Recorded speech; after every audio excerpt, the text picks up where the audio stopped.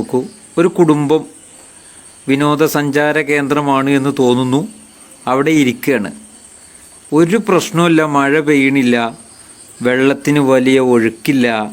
കുട്ടികളുമൊത്ത് വളരെ നല്ല രീതിയിൽ അവരിങ്ങനെ ആസ്വദിച്ചുകൊണ്ട് വെള്ളത്തിലിങ്ങനെ നിൽക്കുകയാണ്.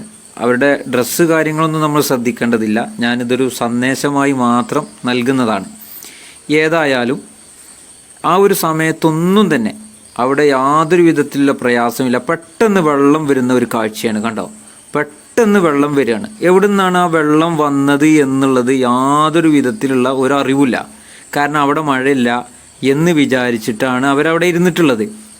പക്ഷേ മറ്റൊരു സ്ഥലത്ത് പെയ്ത മഴ ആ ഒരു പുഴയിലൂടെ ഒഴുകി വന്ന ആ ഒരു സാഹചര്യത്തിലാണ് ഇത്രയും വലിയ ഒരു അപകടം ഉണ്ടാക്കിയിട്ടുള്ളത്. നിങ്ങളൊന്ന് ആലോചിച്ച് നോക്കൂ, എന്താണ് അവിടുത്തെ അവസ്ഥ നോക്കൂ. എത്ര ആളുകൾ ഒഴുകിപ്പോയി.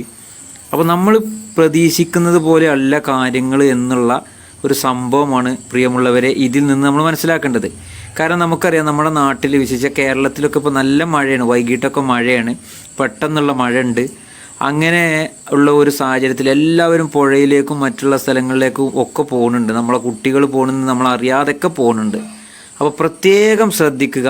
നമ്മൾ വിചാരിക്കുന്നത് പോലെയല്ല കാര്യങ്ങൾ വരുന്നത് എന്ന് ഉള്ളതിലേക്ക് വിളിച്ചോതുന്ന ഏറ്റവും വലിയൊരു ഉദാഹരണമാണ് ഈ ഒരു വീഡിയോ. ഈ വീഡിയോ ചിലപ്പോൾ നിങ്ങളെല്ലാവരും കണ്ടിട്ടുണ്ടാവും.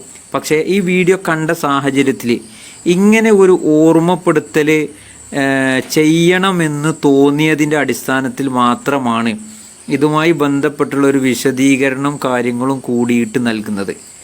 ഇത് നമ്മളെല്ലാ ആളുകളും ഷെയർ ചെയ്യുകയും എല്ലാ ഗ്രൂപ്പുകളിലൂടെയും എത്തിക്കണമെന്ന് വിനീതമായി ഓർമ്മപ്പെടുത്തണം. നമുക്ക് വേണ്ടി മാത്രമല്ല, നമ്മുടെ ചുറ്റുപാടുമുള്ള ഓരോരുത്തർക്കും വേണ്ടി ഇത് നിങ്ങൾ ഷെയർ ചെയ്യണമെന്ന് വിനീതമായി അഭ്യർത്ഥിച്ചുകൊണ്ട് നിർത്തുന്നു. നന്ദി.